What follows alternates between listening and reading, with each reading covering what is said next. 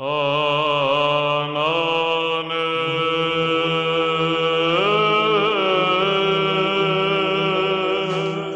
there! Today we're going to talk about a very interesting pen because it has a filling mechanism that has not been used for a long time. The pen came in this box. This is just the outer sleeve. That may give something away to some of you. You take off the sleeve and then you find a letter.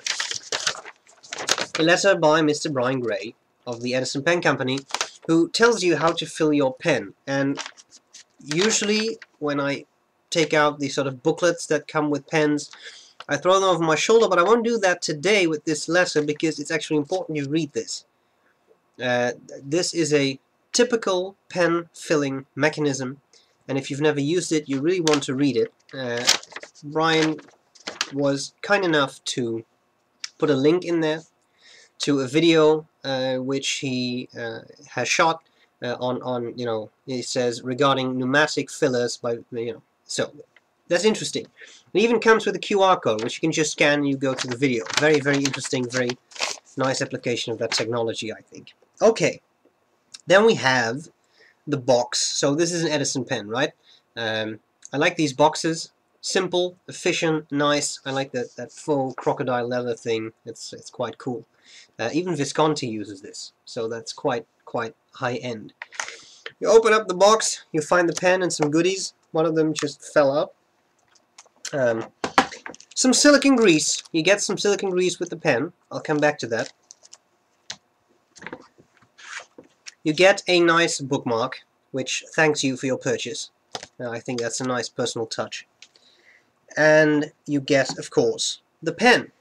I just spilled some ink there. This pen, but let's try to keep my desk clean. There we go. The pen. Edison Beaumont. This is the Beaumont Pneumatic. That's what we'll be talking about today. I'll show you how that filling system works. Brian has an excellent video on that, in which he uses a demonstrator pen, in which you can see the whole mechanism. That's probably a lot more useful. I have to cover it briefly here, because otherwise people may not understand what I'm talking about. I'll cover the parts of the pen, show you what I like about it, what I don't like about it, and I'll do a writing sample. So these come in a bunch of finishes. I got this one. I think it's interesting. I like this checkered design. I know this is not going to focus, but at least it will give you an idea of the nice colors on there. A nice sort of cool color setting, which I like. Okay, on top of the cap, a black thing, very shiny. These pens are always polished to a very nice degree. It's great to the touch. It's nice, reflective, shiny. I absolutely love that. We have the clip. The clip has that nice Edison ball on there, which I like. That won't ruin your shirt pocket. As you can see, the clip is springy without being overly so it's fairly tight, but this will definitely keep your pen in place. All I have here is a collar. Let's see if I can just put that in there. Yep, straight away, no problems. Because of that ball, it slides in. It won't ruin your pocket or whatever, your collar, if you tend to carry your pens in your collar or whatever. Works just fine. Okay, a little gold center band, which looks cool. And then we have the brand name. It says Edison Penco, and then it says Beaumont. And first I thought it said pen, but it says PN for pneumatic, I'm sure. Now this is nice. It's restrained. I'm betting you can't even see it, but it has been put in there. If you have a look at this pen, this is a Delta Dolce Vita. You see the lettering on the back of the cap that says Delta is I find it a little obtrusive. It's very visible, white on black. And here it's a little bit more restrained, which I like. It's not in your face, and I enjoy that. Okay, you open up the pen. It's a screw cap. You get this nice section, sort of hourglass shaped. I like that because I tend to hold my pens a little higher, and my fingers just slip back. When I have any other pen, I'm not sure whether this is a good example. Yeah, here you got the Dolce Vita again. Really, this is an oversized pen, so it's really fat, but there is just nothing that really holds my grip, so my fingers just slide back, and then I'm touching the threads, which are usually a bit sharp.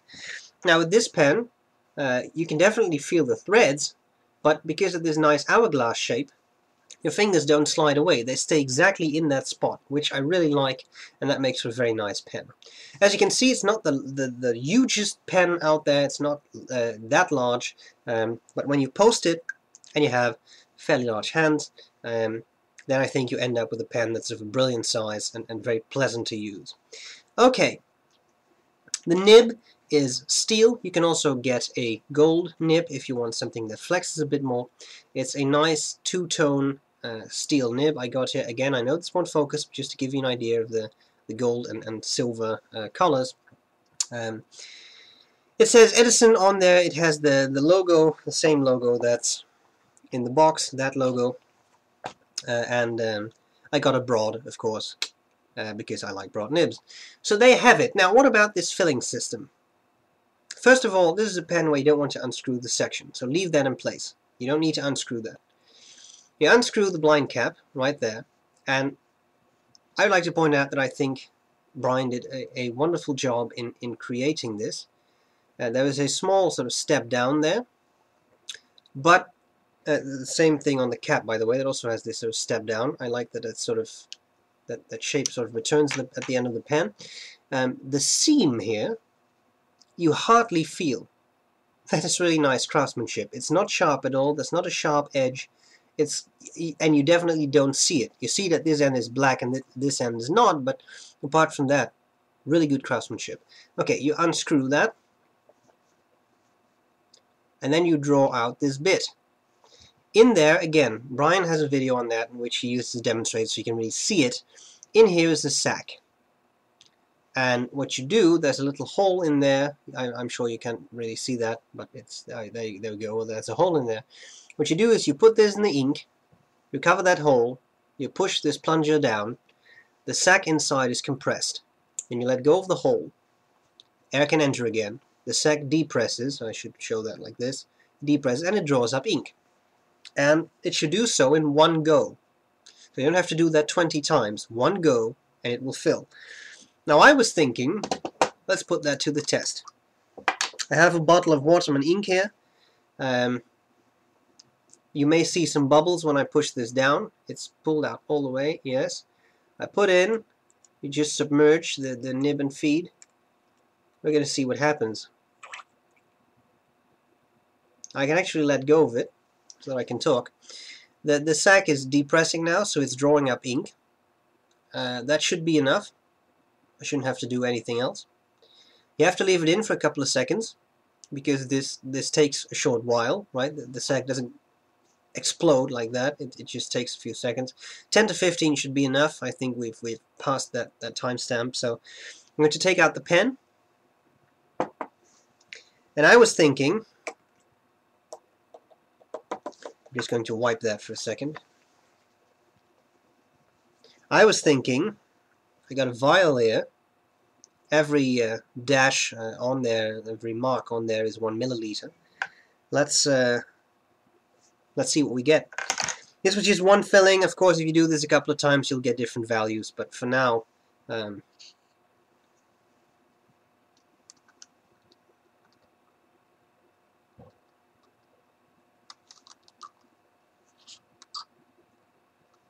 have to empty it out a couple of times to get all the ink out.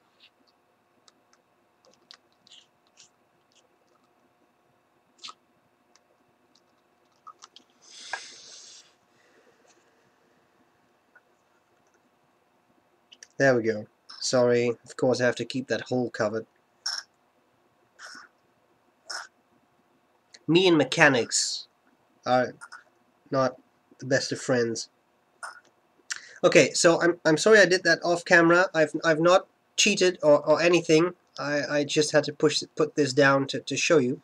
So what I've ended up with, I'm not sure whether you can see that, but this first mark has been surpassed. So I would say we have about 1.1, 1.2 milliliters of ink, and that is in a single fill.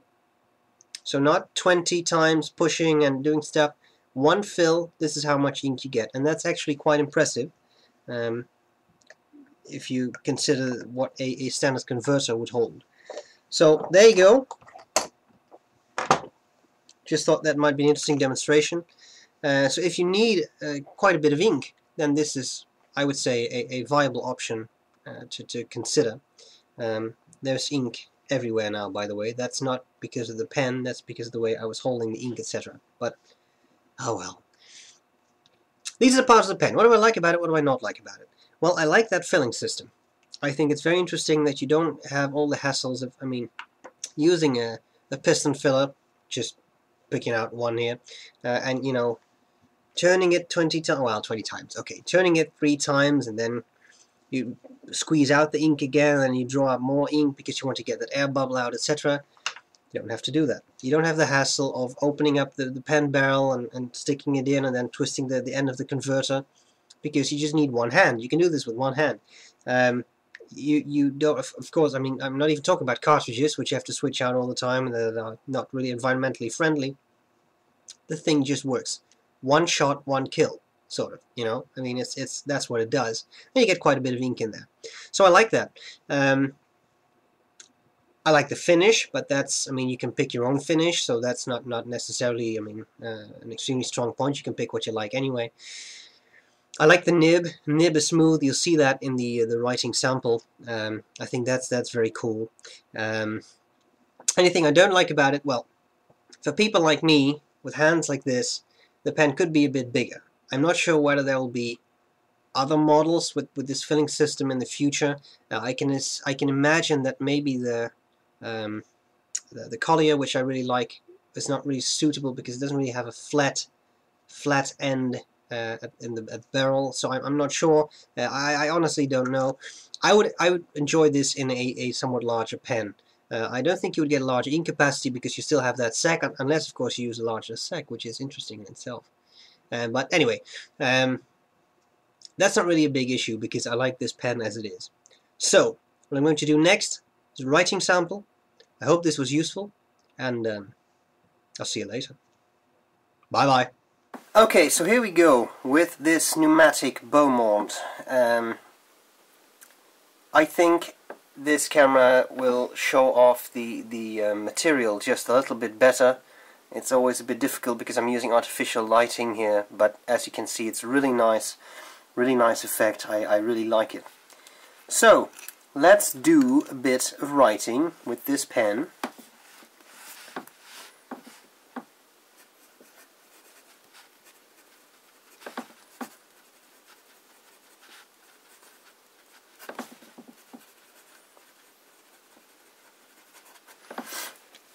The nib is broad, excuse me, and the ink is Waterman.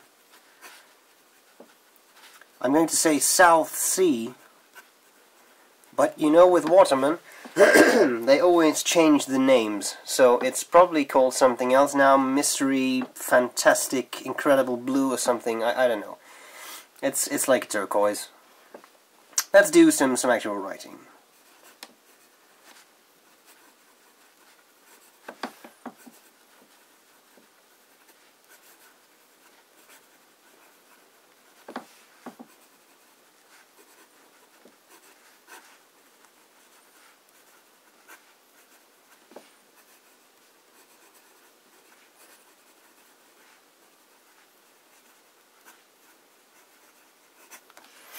I bet you didn't know that was possible, but in fact it is. What you do is you take the fox. This is the fox. I cannot draw. You take the beak of the fox, put that in an inkwell, and the tail, this is a well-kept secret, you just pull out the tail and then you push it back in and ink is drawn up into the actual fox. That's a bit of trivia that may come in useful in a survival situation or something. Okay, so writing is very smooth. It's kind of what I expected. I have one other Edison pen and that has an excellent broad nib too. I didn't see any hard starts. There was definitely no skipping. But maybe we should do a little bit of fast writing to see how well the feed keeps up with the ink requirements.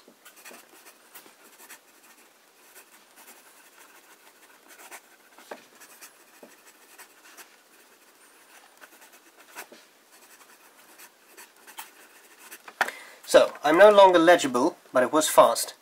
And I don't know about you, but I don't see any skips or whatever. So clearly, that part of the pen seems to work very well. Now, Maybe we should check out the wetness of the pen.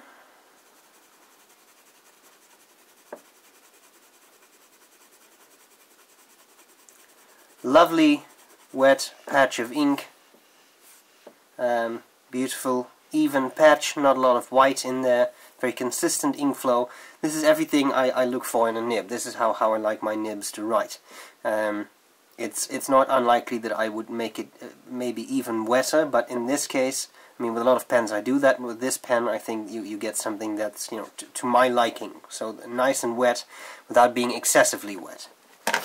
And then finally, maybe we should check out the line variation a bit. Now, bear in mind this is a steel nib, so that's probably not a whole lot. But that, you know, that's the case with many steel nibs. This was not skipping. This was because I applied almost no pressure and I overdid that a little bit. Okay, now I'm going to apply more pressure as we go down.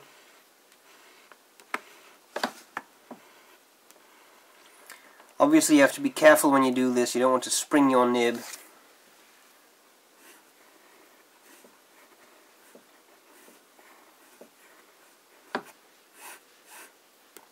Hello! There's a bit of line variation. You see that? Some narrower lines, some wider lines, but it's not extremely pronounced. Then again, this was with quite some pressure. If I put a line next to that with no pressure, you'll see that there definitely is something to be gained, but clearly, I mean, this is not a flex nib. If you want flex, you need to upgrade to a gold nib, probably. And, you know, it's not marketed as being a flex nib, so this is no problem. That's kind of what I expected from a steel nib. So there you have it. The Edison Pneumatic Beaumont. I hope this was useful. And, oops, I'll see you later. Bye-bye.